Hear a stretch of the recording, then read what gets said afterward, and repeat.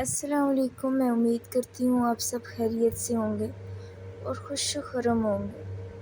میری دعا ہے اللہ سے کہ اللہ پاک آپ سب کو خوش رکھے، جو بیمار ہیں ان کو شفا یاب کرے اور جو ہم میں نہیں ان کی مغفرت کرے، آمین۔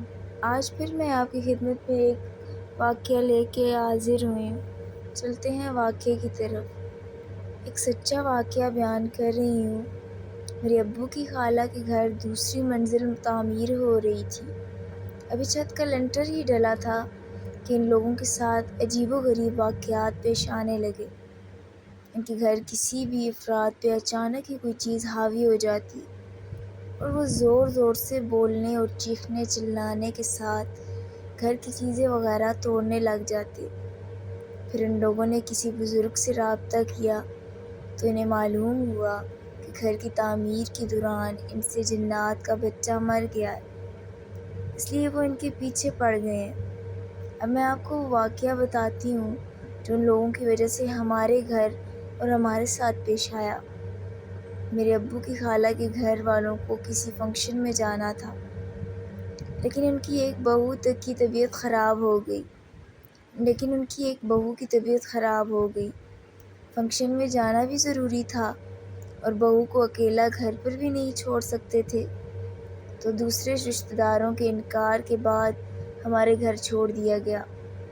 ہم اسکول سے گھر آئے تو وہاں کوہرام مچا ہوا تھا۔ میری چچی پر جنات آئے ہوئے تھے اور انہوں نے چارپائی ایک انگلی سے اٹھا رکھی تھی اور بول رہی تھی، نہیں چھوڑوں گی، بدلہ لے کے رہوں گی۔ میری امی کچن میں تھی اور اس دن ہمارے گھر کے کوفتے بن رہے تھے، بیف کے۔ میری امی نے ویسے ہی پوچھا کہ کھانا کھائیں گی تو وہ غصے میں بولی، چپ کر بے شرم، ہمیں ماتا کا ماंس کھلائے گی۔ میری امی جب ہی چپ ہو گئیں۔ پھر وہ واقعہ تو گزر گیا، لیکن میری امی کی طبیعت خراب رہنے لگی اور ان پر اثر ہو گیا۔ بہت سے عالم کے پاس لے کے گئے، انہوں نے پانی دیا دم والا اور تعویذ بھی دیے اور پانی گھر میں چھڑکا بھی گیا، منزل پڑی گئی، تب جا کے اثر کم ہوا۔ ہمارے گھر کا سکون ہی چلا گیا تھا جیسے۔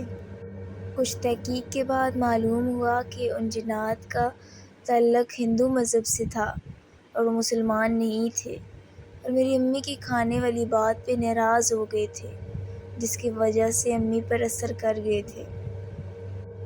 میرے ابو کی خالہ لوگ جب وہاں شفٹ ہوئے تو ان کے گھر میں روز کوئی نہ کوئی کوہرام مچا ہوتا، تو ایک عالم کے پاس گئے جو بہت پہنچے ہوئے معلوم ہوتے تھے اور ان کے بارے میں کسی نے بتایا بھی تھا۔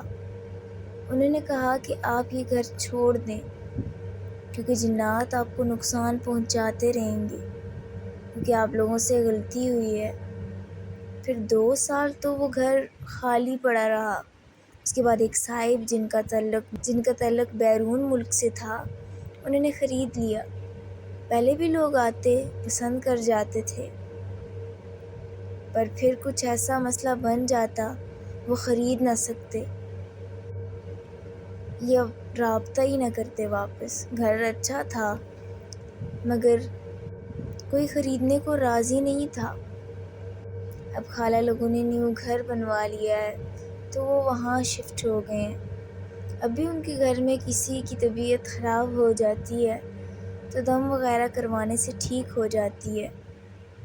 اس لیے اللہ سے دعا کرتے رہنا چاہیے کہ اللہ ہمیں ایسے شر سے بچائے، اور اپنا حصار آیت الکرسی پڑھ کے کرتے رہنا چاہیے، کیونکہ دنیا میں بہت زیادہ جنات ہیں، وہ کبھی بھی کسی پر بھی اثر کر سکتے ہیں۔ اللہ تعالیٰ کے کلاموں میں بہت برکت ہے، اس لیے ہمیں اللہ تعالیٰ کے کلمات پڑھتے رہنا چاہیے، جس سے ہم ان شیاطین اور جنات کے شر سے محفوظ رہیں۔ مزید ایسی کہانیاں سننے کے لیے میرے چینل کو سبسکرائب کریں۔ شکریہ۔